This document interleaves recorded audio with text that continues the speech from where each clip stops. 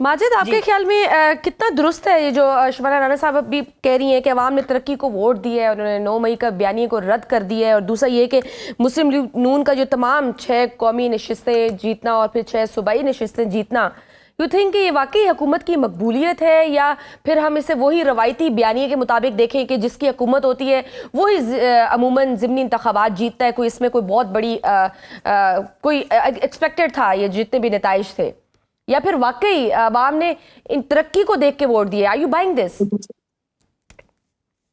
देखिए, ये बड़ा इंटरेस्टिंग पॉइंट इसलिए है कि ये बात तो दुरुस्त है कि मुस्लिम लीग नून के एमएनएस जीत चुके हैं। जब हम इसकी डिटेल में जाते हैं तो फिर ये पता चलता है कि जो टर्न आउट का नंबर है वो हमें ये बता रहा है कि जो वोटर है वो मुस्लिम लीग नून का भी इन हलकों में दिलचस्पी नहीं रखता था। इन हलकों में इलेक्शन 2024 के जो टर्नआउट के नंबर्स हैं वो बहुत डिफरेंट हैं। सिर्फ पंजाब असेंबली का एक हलका साहिवाल का ऐसा है जहां पर 50 टर्नआउट गया है। बाकी तमाम पंजाब की जितनी भी कॉन्स्टिट्यूएंसीज हैं उसमें 13% से लेके 42% तक जो है वो टर्नआउट रहा है। तो ये नंबर इस चीज को जाहिर करता है कि अगर तरक्की का या डेवलपमेंट का जो बयानिया मुस्लिम लीग नून जिसका दावा कर रही है उसको वोटर के साथ कनेक्ट नहीं कर पा रही। ये तो दुरुस्त है कि उनके पास जीत है, वो अपने हलफ उठाएंगे, हलकों की नुमाइंदगी करेंगे, लेकिन जो अवाम की पार्टिसिपेशन है उसका जो नंबर है वो इस चीज को बताता है कि बाई इलेक्शन के अंदर जो दिलचस्पी है या जो कनेक्टिविटी है वो तहरीके इंसाफ तो मैदान में थी ही नहीं। मुस्लिम लीग नून का जो वर्कर है वो भी उस तरह से एक्टिव नजर नहीं आया। अगर वो नजर आता एक्टिव तो डेफिनेटली जो उम्मीदवारों का वोट है उसके अंदर वो जरूर रिफ्लेक्ट होता, तो वो वहां पर रिफ्लेक्ट नहीं कर रहा। मैं यहाँ पर एक छोटी सी एग्जांपल देना चाहूंगा कि बाई इलेक्शंस में हमारे सामने 2022 के बड़े मशहूर बाई इलेक्शन हैं जिसके अंदर मियां हमजा शहबाज शरीफ साहब की गवर्नमेंट थी। उस वक्त अगर आप देखें जो टर्न आउट था उसमें पीएमएलएन ने भी अपनी तरफ से मुकम्मल जोर लगाया क्योंकि एक मुकाबले की फिजा थी। उसके अंदर जो हमारे पास टर्न आउट आते हैं वो सारे हमारे पास 50% के हैं। 65% का भी बाई इलेक्शन में हमारे पास टर्न आउट 2022 में आया क्योंकि उस वक्त एक पॉलिटिकल एक्टिविटी हो रही थी। तो जब पॉलिटिकल एक्टिविटी होती है, पार्टीज एक्टिव होती है, तो दोनों तरफ से जोर लगाया जाता है। जब मुकाबला एक तरफा होता है तो जो पार्टी कंटेस्ट कर रही होती है वो वैसे ही होपफुल होती है, उनको पता होता है कि हमारा मुकाबला कोई नहीं, हमें मेहनत करने की जरूरत नहीं है। तो वो चीज फिर नंबर्स के अंदर रिफ्लेक्ट हो जाती है।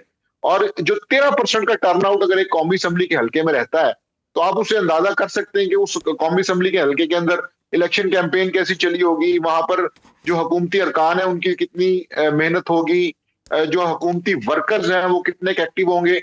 उस सारा कुछ करने के बाद इलेक्शन डे पे 13% जो है वो टर्नआउट आ रहा है। तो इस चीज को मेरा ख्याल है मुस्लिम लीग नून को भी सोचना चाहिए कि तहरीक इंसाफ तो मौजूद ही नहीं है, तो आपकी जो अपनी परफॉर्मेंस जो पेपर पे आ रही है वो इस चीज को मेरा ख्याल है वैलिडेट नहीं कर रही कि अवाम का एक बड़ा नंबर आपके साथ है। पीटीआई ने तकरीबन तमाम नशिस्तों का बाइकआउट किया, मगर हरीपुर और लाहौर एनए 129 में मुकाबला किया। क्या हरीपुर की शिकस्त, जहां पीटीआई की अपनी हुकूमत है और उमर अयूब की खानदानी नशिस्त भी है, आप क्या समझते हैं कि हकाइक क्या है जो पीटीआई कह रही है कि धांधली हुई है? वाकईतन क्या धांधली हुई है जहां उनकी अपनी हुकूमत हो, या फिर लोगों ने पीटीआई को वोट नहीं दिया? कितना कंसर्निंग है ये पीटीआई के लिए? जी बहुत शुक्रिया। इसमें 3 से 4 पॉइंट बड़े इंपॉर्टेंट हैं जिनको मेरा ख्याल है देखना चाहिए। एक तो यह है कि तहरीक इंसाफ की जानिब से सबसे पहले जो फैसला किया गया वो खासा मुतनाज़िया था कि जिसमें आप कुछ हलकों से इलेक्शन लड़ रहे हैं, कुछ से नहीं लड़ रहे। जिन हलकों से आप इलेक्शन लड़ रहे हैं वहां पे आपके पास और उसके दलाइल हैं, जहां पे आप नहीं लड़ रहे वहां पे आपके पास उसकी और दलील है। तो पहली तो बात यह कि आप नैरेटिव जब बनाते हैं तो उसके अंदर एक कंसेंसस होना चाहिए, पता होना चाहिए कि पार्टी की क्या है। अगर सेम डे इलेक्शन हो रहा है तो उसके अंदर इस चीज को मेरा ख्याल है मद्देनजर रखना चाहिए कि आपकी पॉलिसी क्या है पूरे पाकिस्तान में। पहली तो बात यह है। दूसरा मामला यह है कि हरीपुर का जो हलका है उसमें जो बाबर नवाज खान है वो एक बड़े इंपॉर्टेंट कैंडिडेट है जिनका अपने हलके के अंदर बहुत असर रसूख है और वो वहां पे बाकायदा अपनी कॉन्स्टिट्यूंसी में रहते हैं, टाइम देते हैं, उनका वहां पे नेटवर्क है। उन्होंने इससे पहले भी 2000 अब वो बिल्कुल विन किया था और उस वक्त भी उन्होंने पीटीआई को हराया था। तो इसलिए हम ये नहीं कह सकते कि जी वो कोई ऐसे कमजोर कैंडिडेट थे। बिल्कुल उनका हल्के के अंदर असर रसूख मौजूद है। बाकी जितनी भी कॉन्स्टिट्यूएंसीज थी पंजाब की खसूसन, उसके अंदर हमें वन वे यकतरफा मुकाबला इसलिए आया कि वहां पर पॉलिटिकल एक्टिविटी नहीं हुई।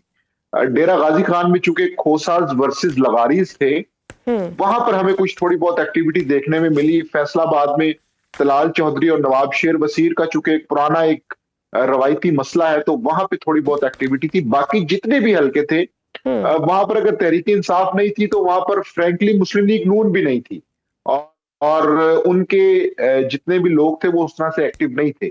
और इसको फिर हमने ये देखा है कि इसका जो नंबर टर्न आउट का आया है उस पे भी इसका बाकायदा असर पड़ा है।